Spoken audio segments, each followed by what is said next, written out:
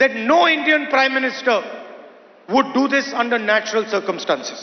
ഒരു പ്രധാനമന്ത്രിയും രാജ്യത്തിന്റെ പരമാധികാരത്തിൽ വിശ്വസിക്കുന്ന ഈ രാജ്യം ഭരിച്ചിട്ടുള്ള ഒരു പ്രധാനമന്ത്രിയും ചെയ്യാൻ ധൈര്യപ്പെടാത്ത കാര്യമാണ് ഇതിലൂടെ പ്രധാനമന്ത്രി. I am confident that Narendra Modi would not sell the Indian farmer Indian data under normal circumstances.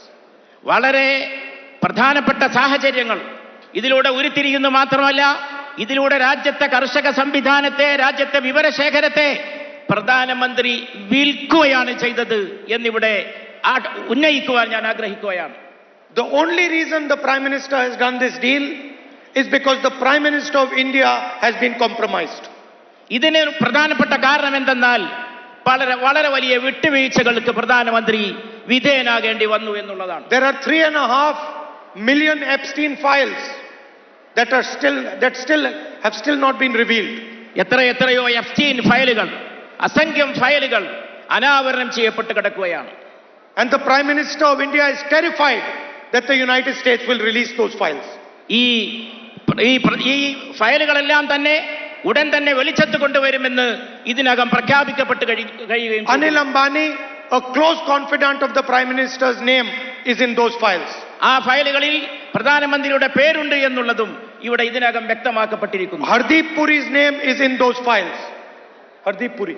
Hardeep പുരിയാണ് ഈ പേര് ആ ഫയലുകളിൽ തീർച്ചയായും ഉണ്ടെന്ന് വ്യക്തമാക്കിയത്. And we are confident that there are many other names in these files. പല പേരുകളും ഇനിയും ഈ ഫയലുകളിൽ ഉണ്ടാകും എന്നാണ് നാം മനസ്സിലാക്കുന്നത്. On the other side, the United States has a criminal case on Mr. Adani. അതുപോലെ തന്നെ അദാനിയെ പോലുള്ളവരുടെ പേരുകളും അമേരിക്കയുടെ മറ്റ് രേഖകളിൽ തീർച്ചയായും കാണാൻ സാധിക്കുന്നു.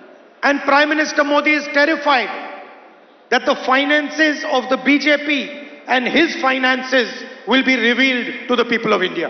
ഈ പേരുകളെല്ലാം തന്നെ ഇന്ത്യയിലെ രാജ്യത്തിലെ ജനങ്ങൾക്ക് വേണ്ടി ഉപയോഗിക്കും, അത് വ്യക്തമാക്കുമെന്നും പ്രധാനമന്ത്രി വ്യക്തമാക്കി കഴിഞ്ഞിരിക്കുന്നു. And that is why the Prime Minister panicked and signed the US-India deal. അത് മനസ്സിലാക്കിക്കൊണ്ടാണ് പരിഭ്രമിച്ച് അമേരിക്കയുമായുള്ള കരാറിൽ ഒപ്പിടാൻ പ്രധാനമന്ത്രി നിർബന്ധിതനായി തീർന്നത്. If you go on YouTube and you search, you will find that President Trump is openly threatening the Prime Minister of India. ഇന്ത്യയുടെ പ്രധാനമന്ത്രിയെ വ്യക്തിപരമായി ഭീഷണിപ്പെടുത്തുന്ന വിദേശ ശക്തികളെ കുറിച്ച് ഈ കാര്യത്തിൽ ഫയലുകളിലേക്ക് പോയാൽ നിങ്ങൾക്ക് കാണാൻ. He openly says that he can destroy the career of Mr. Modi. മോദിയുടെ കരിയർ തന്നെ തകർക്കുമെന്ന രീതിയിലുള്ള വലിയ വിശദീകരണങ്ങളാണ് അവർ നടത്തിക്കൊണ്ടിരിക്കുന്നത്. So Mr. Modi is controlled by President Trump. Mr. Modi is president Trump എല്ലാ അർത്ഥത്തിലും നമ്മുടെ പ്രധാനമന്ത്രിയെ നിയന്ത്രിച്ചു കൊണ്ടിരിക്കുകയാണ് എന്നാണ് ഇതിന്റെ എല്ലാം